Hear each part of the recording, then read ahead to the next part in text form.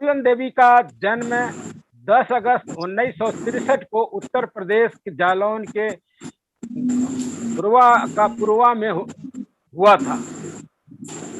वो अपने माँ बाप और बहनों, एक भाई था, के साथ रहती थी। कानपुर के पास स्थित इस गांव में फूलन के परिवार को ये मल्लाह जो निषाद होते हैं उसी परिवार में पैदा हुई थी। और वो निहायत गरीब परिवार से थी। और जहां भी गरीब लोग होते हैं उनकी हम समझते हैं कि ये इस वर्ग में भी जो संपन्न होता है, जो गरीब लोग हैं उनकी इज्जत नहीं समझता। ये इसी कारण है कि हम इस तरह के परेशानियों से गुजर रहे हैं। ऊंची जातियों के लोग उसको नीची दृष्टि से देखते रहे। और उसको क्यों देखते रहे कि वो जब थोड़ा 10 साल की हुई तो वो एग्रेसिव थी, लड़ाकू टाइप थी। वो सहनशीलता नहीं है कि कोई कुछ कह दे, लेकिन जब ज्यादा परेशानी हुई तो बर्दाश्त कर लेती थी। लेकिन वो थोड़ा एग्रेसिव रहती थी हमेशा।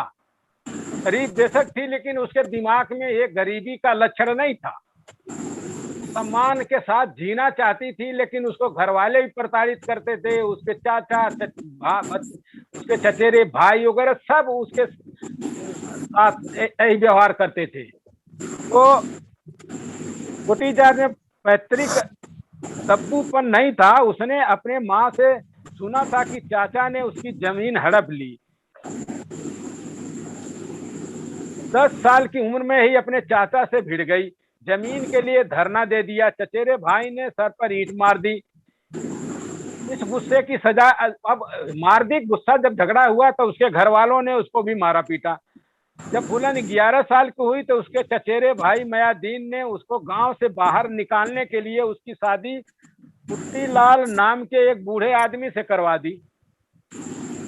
तब फूलन के पति ने शादी के तुरंत बाद ही उन्हें प्रताड़ित करने लगा। जब वो चली उसके घर चली गई, कुछ साल इसी तरह से निकले। धीरे धीरे फूलन की तबीयत इतनी खराब हो गई कि उसे अपने माता पिता के घर आना पड़ा।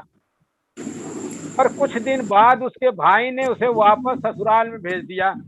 वहां जाके पता चला कि उसके पति ने दूसरी शादी कर ली। पति और उसकी पत्नी ने फूलन की बड़ी बेइज्जती की। फूलन को घर छोड़कर के आना पड़ा। घर से निकाल दिया उन्होंने जब दूसरी शादी करी। गांव में ही फूलन ने अपने परिवार के साथ मजदूरी करना शुरू कर दिया। उस समय फूलन 15 साल की थी जब कुछ दबंगों ने घर में ही उसके माँ बाप के सामने उसके साथ सामूहिक दुष्कर्म किया। इसके बावजूद फूलन के तेवर कमजोर नहीं पड़े। उसने हौसला रखा, लेकिन उसके बाद भी गांव के दबंगों ने एक 10 गैंग के कहने पर फूलन का अपहरण करवा दिया। ये कहानी कई तरह से घूमती है वैसे कि 10 ने कर दिया, कि अपने मर्जी से गई। अभी ये फूलन ने भी अपने आत्मकथा में लिखा है, उसमें स्पष्ट नहीं किया। अब फूलन का उठना बैठना नए लोगों के साथ हो गया जो गैंग में काम करते थे, बदमाश टाइप थे, डकैत टाइप थे। उनके बीच में वो संपर्क करने लगी।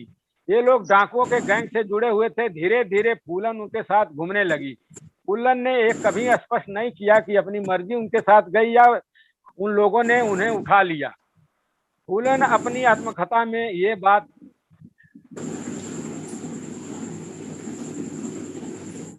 कही, किस्मत ही मंजूर था। गैंग में फूलन के आने के बाद झंझट हो गया, क्योंकि जो डाकुओं का गिरोह था वहां औरतें नहीं थी।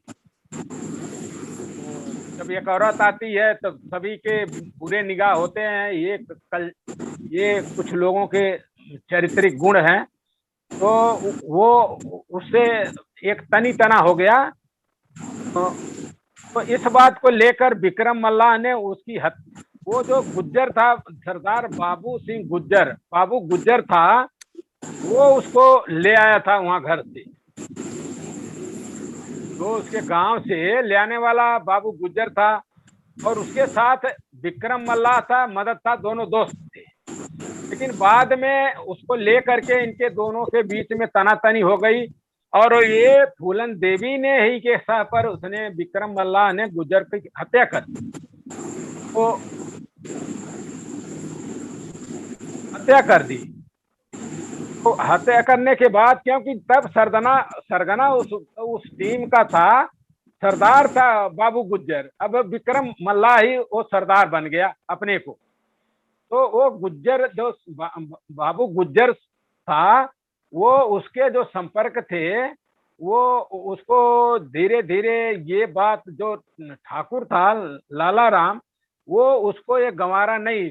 श्री राम और दो ठाकुर थे, लाला राम और श्री राम, दोनों को ये गंवारा नहीं समझा। तो उन्होंने भी सोचा कि ये इसको किस तरह से, ये सारे हो रहे हैं फूलन देवी के कारण से, तो उसको भी मारने के लिए ये कहा। तो उन्होंने इसका, फूलन की ईमानदार, दोनों गुटों में लड़ाई हो गई। अब क्या हुआ, विक्रम मल्लाह और ठाकुरों के बीच में झगड़ा हो गया, तो विक्रम मल्लाह को उन्होंने मार दिया। अब मार दिया तो पुनः फूलन देवी का उन्होंने अपहरण कर लिया, और अपहरण करके ले आकर के उसी वही गांव में ले आकर के उन्होंने 23 दिन रखा और उसके साथ अत्याचार किया। उसको नंगा करके पूरे किसी तरह से वहां से निकल भागने में सफल हो गई। निकल भागने के बाद ही पूरा वो फिर बिहार में चली गई और वहां गैंग में काम करने लगी, गैंग बनाई। भावना उसके अंदर थी कि किस तरह से हम इस चीज का बदला लें। और बदला लेने के लिए उस गांव में शादी का समारोह था। इसने क्या किया, सारे गैंग पुलिस का ड्रेस पहने, फूलन देवी भी पुलिस की ड्रेस पहन कर हथियार लेकर के वहां आए, और वहां यही कहा कि श्री राम ठाकुर कहाँ है, बुलाया उन्होंने। और दूसरा जो था ठाकुर, उसको भी बुलाया, लाला राम को। लेकिन वहां दोनों थे नहीं, या तो बहाना कर दिया या थे नहीं। तो लेकिन उन्होंने बहाना कर दिया, तो वो कुछ लड़कों को, नौजवान जो राजपूत थे, उनको वहां धीरे से बुला करके एक लाइन में कुएं के पास लाइन में खड़ा करा दिया।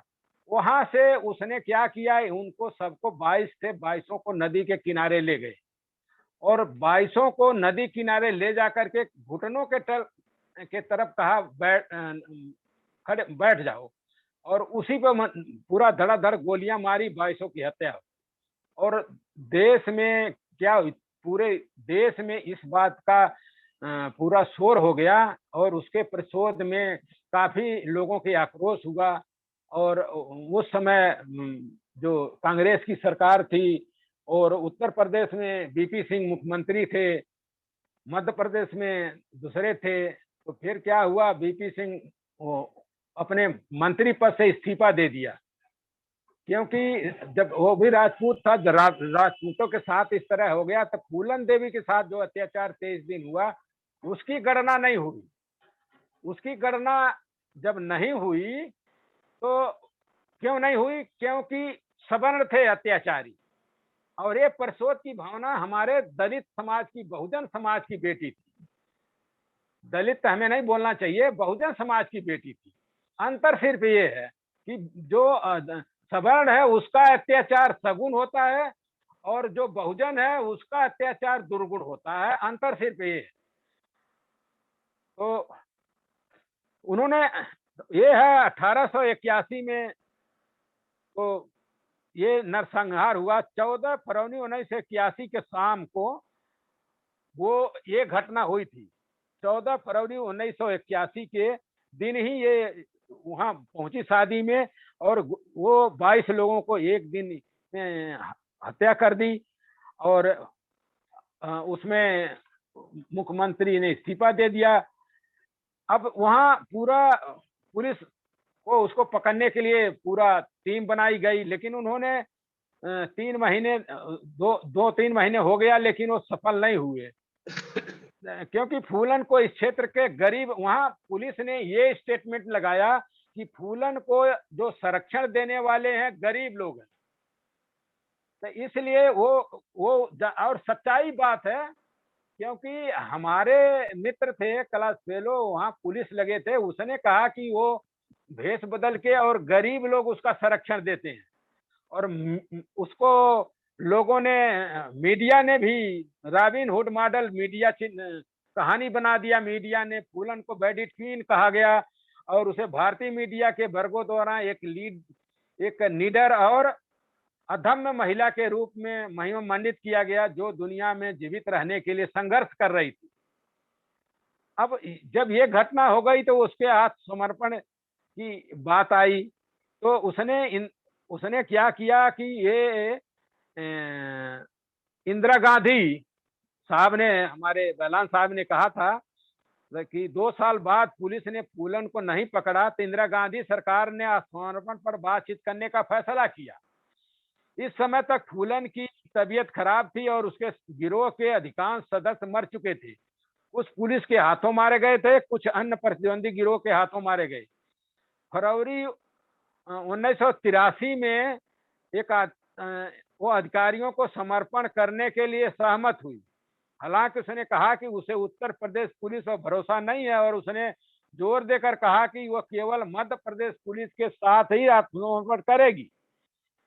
उसने ये भी आग्रह किया कि वो महात्मा गांधी और हिंदू देवी दुर्गा की तस्वीरों के सामने अपनी बाहें रखेगी, पुलिस के सामने नहीं। उसने 4 और शर्तें रखी, जैसे साहब ने बताया था।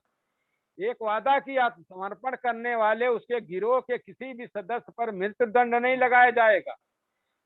गिरोह के अन्य सदस्यों के लिए सजाए 8 वर्ष से अधिक नहीं होना चाहिए। जमीन का एक प्लाट उसे दे दिया जाए और उसके पूरे परिवार को पुलिस द्वारा उसके आत्मसमर्पण समारोह का गवाह बनाया जाना चाहिए। तब इसके बाद एक निहत्थे पुलिस अधिकारी जो मध्य प्रदेश प्रशासन के थे, उससे जाकर के वहां चंबल के बीहड़ों में मुलाकात की। तो मध्य प्रदेश भिंड की यात्रा की। बैंडिट क्यों 90% उनकी सच्चाई पे बनी हुई है।